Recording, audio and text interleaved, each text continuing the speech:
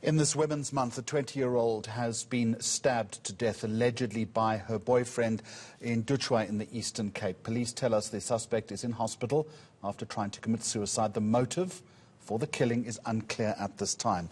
Watching that story for us is reporter Silindelo Masikane. We find her in the newsroom. Slee, good afternoon to you. What further details have emerged? What do we know about this murder?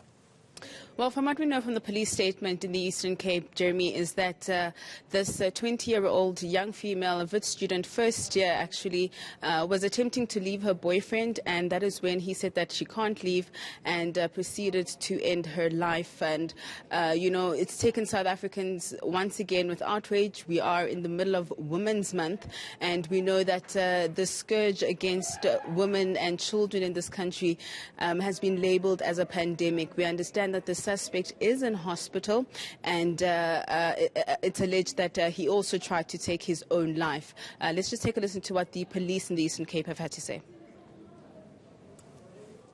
Yesterday we learned about this killing of this young woman in the area of Dutywa. According to the information that we received, is that the suspect was seen chasing this young girl and finally stabbing her at the end. And the police were called, but it was clear that it was too late because the young woman had already succumbed to death.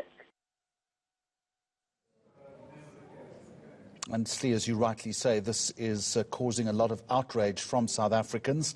Another young woman killed. You've spoken to the organisation Not in My Name.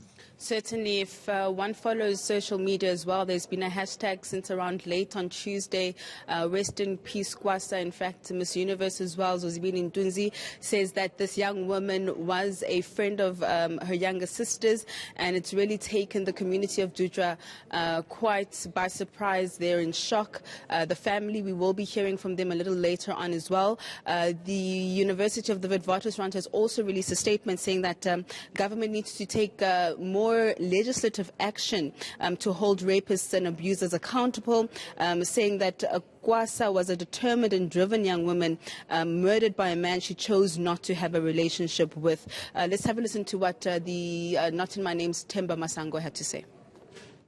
South Africa is currently in a big scourge of gender-based violence and femicide, and we cannot afford to have perpetrators, getting bail and getting out of prison, especially for such gruesome murders.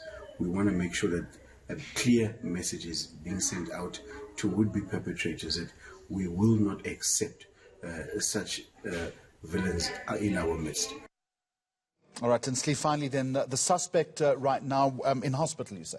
Yes, at the Butterworth Hospital in the Eastern Cape. We understand that he is under police guard, and as soon as he has recovered, he will be going to the Dutywa Magistrates Court to face charges of murder. All right, we'll continue to watch that story with a great deal of interest, a great tragedy, particularly as we observe Women's Month in this August.